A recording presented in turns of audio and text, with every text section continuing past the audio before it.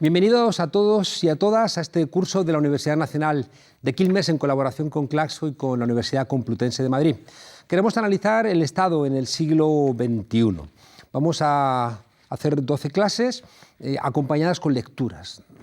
Queremos desde el comienzo recordaros que es muy importante acompañar las lecturas, intentar responder a las preguntas que vamos a lanzaros en cada una de las clases para realmente poder sacarle todo el máximo provecho a este curso. El Estado es algo realmente complicado. Seguramente el Estado es el sujeto más escurridizo de la ciencia política, porque el Estado es la máquina más perfecta de construir obediencia y, por tanto, el Estado, como la representación más emblemática del poder del Leviatán que dijo Hobbes, tiene diferentes maneras de ser comprendido y muchas paradojas que vamos a ver durante el curso, ¿no? ¿Por qué, por ejemplo, a las fuerzas conservadoras les resulta tan fácil utilizar el aparato del Estado para satisfacer sus intereses, mientras que a las fuerzas de izquierdas, a las fuerzas progresistas, en cambio el Estado se les convierte en algo complicado para poner en marcha sus promesas electorales o los intereses de las mayorías? Hay que entender que ha habido toda una discusión acerca del Estado, a menudo equívoca, y que ha llevado a tomar decisiones políticas igualmente erróneas.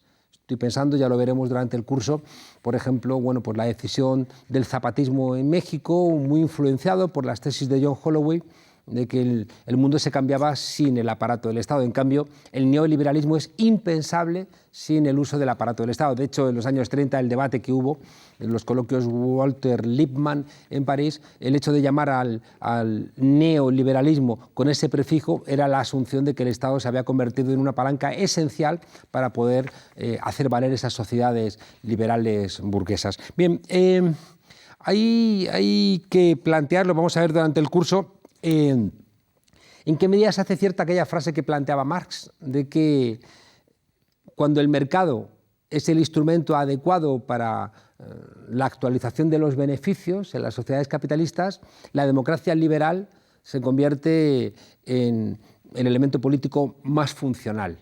En cambio, cuando el mercado no es capaz, ¿no?, de hacer validar los beneficios de las empresas, la democracia deja de ser funcional y, por tanto, abre paso a planes autoritarios u otro tipo de vaciamientos de la democracia, lo que algunos autores llaman democracias de baja intensidad, democracias delegativas, etc. Estamos en el siglo XXI, estamos en una crisis del modelo neoliberal que se está solventando con más recetas de la misma medicina que ha generado profundas exclusiones en todos nuestros países. Y una de las respuestas, estamos viendo, es el vaciamiento de la democracia. Creo que en el caso de Argentina en concreto, por hacer una pequeña mención, aunque el curso pretende ser más abstracto y más global, sí que conviene que recordemos un par de cosas en la Argentina que tienen que ver, por un lado, en lo importante que es quién define qué es lo nacional en nuestros países. Plantea Huntington, lo veremos también más adelante, que el ejército y la policía siempre son cuerpos corporativos con una idea de honor laboral que no tiene prácticamente ningún otro trabajador y que tiene que ver con la defensa de la patria en peligro. Claro, dependiendo quién defina qué es esa patria, se va a definir cuál es el peligro. Podemos pensar que la patria está en peligro cuando hay unas mayorías excluidas porque no pueden pagar la vivienda, la calefacción, los servicios básicos, o podemos pensar que la patria está en peligro porque, según las enseñanzas de la Escuela de las Américas, los subversivos amenazan a una patria que está vinculada solamente con el privilegio. Y, por tanto, una de las lecturas, y por eso durante el curso vamos a ver la importancia de incorporar a Gramsci y salir de ese economicismo que ha hecho tanto daño a las ciencias sociales, sobre todo progresistas, y entender que el campo de las ideas es esencial primero para construir conciencias, para construir, por tanto, sujetos políticos y también para poder gobernar nuestros países en una senda o en otra. En ese sentido, creo que quien defina la nación va a ser determinante. Y en Argentina siempre ha habido una tensión muy fuerte entre si la nación se define desde lo popular o se define desde los que van a señalar a los subversivos, ¿no?, como los enemigos de la patria. Y por tanto esa tensión está ahí, y vamos a ver también cómo hay un concepto muy relevante en las ciencias políticas, que es el de path dependence, es decir, el de la dependencia de la trayectoria, que nos permite pensar el presente en virtud de los desarrollos institucionales del pasado.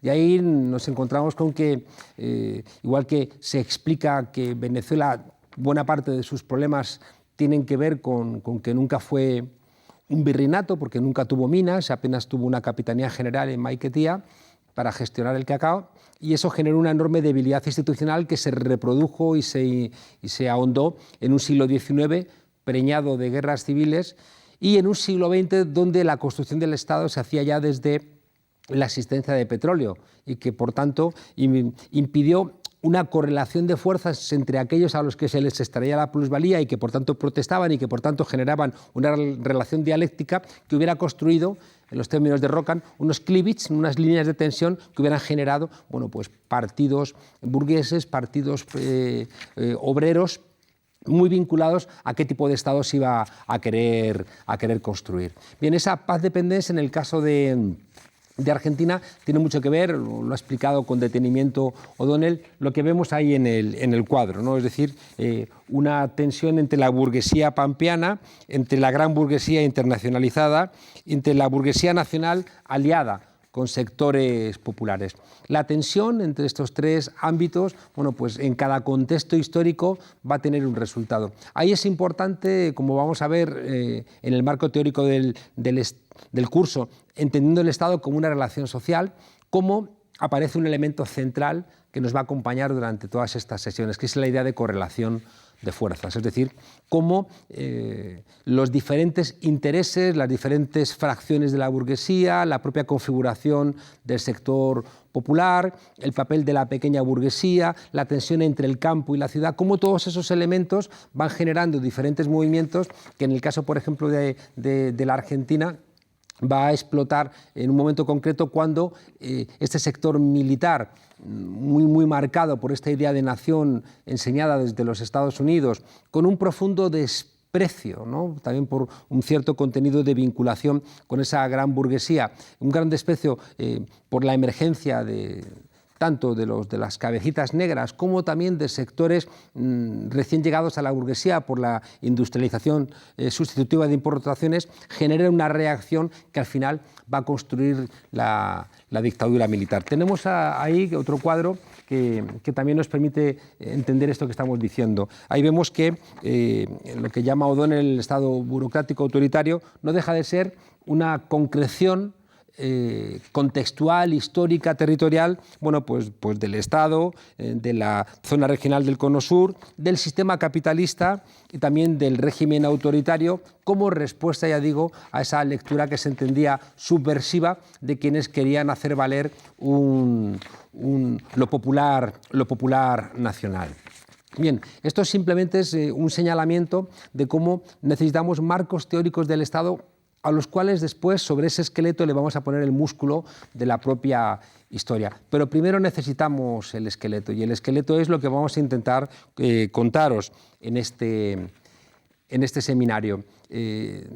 Hay una petición de fondo, y es que seguimos pensando que el Estado es un instrumento esencial, ¿no? Durante mucho tiempo fuerzas progresistas han entendido que con el Estado era imposible, que el Estado era un instrumento de clase, o que el Estado era una estructura burocrática podrida, que el Estado no tenía autonomía relativa. Ha habido diferentes interpretaciones cuya conclusión final era que la emancipación se hacía contra el Estado, ¿no? O al margen del Estado. En cambio, nuestro planteamiento es radicalmente otro, ¿no? Entendemos que, como decíamos al comienzo, el Estado es una máquina de construir obediencia, la más perfecta, y que sin el aparato del Estado es imposible en esta economía global hacer valer los intereses de la mayoría. Que el Estado sirva para rescatar bancos, que el Estado sirva para justificar paraísos fiscales, que el Estado sirva para privatizar empresas, que el Estado sirva para reprimir las protestas populares, o que el Estado sirva como palanca, ¿no?, para la redistribución de la renta, para el crecimiento colectivo, pues marca en esta encrucijada de la crisis del neoliberalismo posiciones radicalmente diferentes, ¿no? Y por tanto entendemos que, volviendo otra vez a Argentina, como decía O'Donnell, ese chico débil, ¿no?, que ha sido el Estado en Argentina, y también por esa debilidad, esa necesidad de llamar al ejército para que le solvente a esa burguesía débil los problemas que haya sido incapaz de solventar, ya digo, a través del uso de las armas. Bueno, pues requiere una comprensión también en este contexto actual, ¿no?, ya digo, donde Argentina puede bueno, pues seguir deteriorando, ¿no?, su presencia regional, internacional, y también la solución de las demandas de las mayorías, o puede recuperar, ¿no?, volverse a levantar y encontrar un espacio que atienda a esas necesidades de un país que se reconoce como democrático. Bien, creo que tenemos también, y lo vamos a ver en las clases finales, que entender que el Estado en el siglo XXI no puede tener las mismas características que el Estado en el siglo XX. Sobre todo ya veremos, porque la globalización es una realidad insoslayable, es decir, no puede haber procesos de autarquía, no puede haber procesos de regreso, ¿no?, a lo nacional cerrado, porque sería como deselectrificar los países, ¿no? Esas peticiones provenientes de la extrema derecha, ¿no?, de intentar cerrar las fronteras, no son reales, y ahí vemos todos los problemas que está teniendo Donald Trump para poder hacer valer ese discurso, ¿no?, de America First, y esa reclamación, ¿no?, de una América fuerte al margen de la economía global. No es real, y por tanto cualquier petición nacionalista que no se piense en términos regionales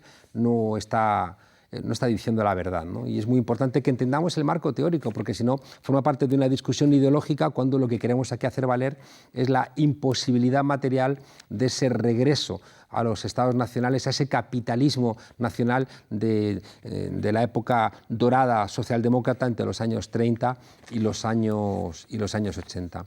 Al lado de la globalización vamos a analizar la idea de complejidad, es decir, la capacidad de diferenciación de las partes sociales, que tiene mucho que ver también con el desarrollo tecnológico, y eso nos va a llevar también a un momento histórico donde la democracia está en manos del Big Data, de las redes sociales y de los medios de comunicación, que han dejado de ser algo propio de las facultades de comunicación y tiene que incorporarse a las facultades de ciencias políticas. Una buena parte de aquellos elementos que tenían que ver con el corazón de la política democrática hoy tienen lugar en los medios de comunicación, y por tanto la ciencia política tiene que interiorizar la discusión de la comunicación como un elemento propio del poder, y por tanto tiene que empezar a conceptualizar su importancia, y lo vamos a hacer durante el curso. Ladrones de cobre condenados, barcos españoles cerca de la costa. ¿Así es como crees que se debe dirigir un periódico? Yo no sé dirigir un periódico, señor Thatcher. Hago lo que se me ocurre. Charles, sabes perfectamente que no hay la menor prueba de lo que dices. ¿Cómo te atreves a afirmar que esos ¿Qué hay, barcos... señor Bernstein? Dispense, señor Kane. Demuestre lo contrario. Acabamos de señor recibir... Bernstein, le voy a presentar al señor Thatcher. Con permiso. Encantado, consiga. señor Thatcher. Señor Leland, el señor Thatcher, mi extutor. Ha llegado de Señor Cuba. Bernstein, no tenemos secretos para nuestros lectores, y el señor Thatcher es uno de los más asiduos. Sabe todo lo que va mal aquí desde que me hice cargo. Léalo. Chicas, Cuba encantadoras. Stop. Podría enviar poemas acerca paisajes, pero sería desperdiciar dinero. Stop. No hay guerra en Cuba. Firmado Wheeler. ¿Contesto? Sí. Querido Wheeler, usted proporcione poemas, yo proporcionaré guerra. Eso está muy bien, señor Kane. Sí, a mí también me gusta. He venido Envíen a hablar sobre esa campaña que ha emprendido tu periódico contra la Public Transit Company. ¿Es que sabe algo que podamos utilizar contra ellos? Esta idea de la complejidad y de la globalización no nos debe hacer olvidar cuál es también, según esa dependencia de la trayectoria, el espacio de nuestros países. Ya digo que no vamos a entender Venezuela sin su pasado, no se entiende España sin su pasado, ni Brasil, ni Colombia, ni tampoco la Argentina, ¿no? Y también tenemos que entender que una buena parte de la discusión hoy en la Argentina es esa vinculación de la nación y esa obligación que reclama al Estado un comportamiento, bueno, para las mayorías, genera una identificación entre la bandera, la escuela pública, el hospital público, y una comprensión de la política como una corresponsabilidad de todos, ¿no? En el desarrollo histórico de la Argentina, en esa tensión, en esa correlación de fuerzas que hemos visto entre los sectores de la burguesía pampeana, entre los sectores de la gran burguesía, esa pequeña burguesía aliada con lo nacional popular, el papel del peronismo, ¿no? En un momento donde se identifica con esos sectores de lo nacional popular, pero luego también cómo es capturado, ¿no? para esos intereses más particulares. Bueno, cómo toda esa tensión necesita marcos teóricos para ser entendida. Y por eso vamos a ver durante todo el seminario cómo esta idea de la correlación de fuerzas y al mismo tiempo de los proyectos de Estado son esenciales para saber hacia dónde se quiere caminar políticamente. No se pueden dejar los imaginarios a los que tienen la capacidad teórica de producirlos y de reproducirlos, porque entonces nos quedamos sin la posibilidad de pensar la alternativa y caemos en ese determinismo del "there is no alternative" de Margaret Thatcher, es decir, el del no hay alternativa, que es uno de los elementos propios del modelo neoliberal. Asumir que las cosas solamente pueden ser de una manera. En ese sentido, los marcos teóricos que abren ventanas, ¿no?, para entender que la correlación de fuerzas puede variar y que, por tanto, la política también puede variar y que la democracia puede convertirse en una democracia de alta densidad, es un elemento necesario de una ciencia política que se piense a sí misma como un elemento social y no como un privilegio de los que pueden dedicarse a la tarea del intelectual de pensar al margen de la sociedad en la que viven. Por tanto, mi enhorabuena a la Universidad de Quilmes por esta iniciativa y en términos personales, muchas gracias por permitirme compartir con esa patria grande latinoamericana estas reflexiones que creo que, bueno, que nos recuerdan que la democracia es una tarea de todos los demócratas en cualquier lugar del mundo donde estemos. Así que vamos con el curso.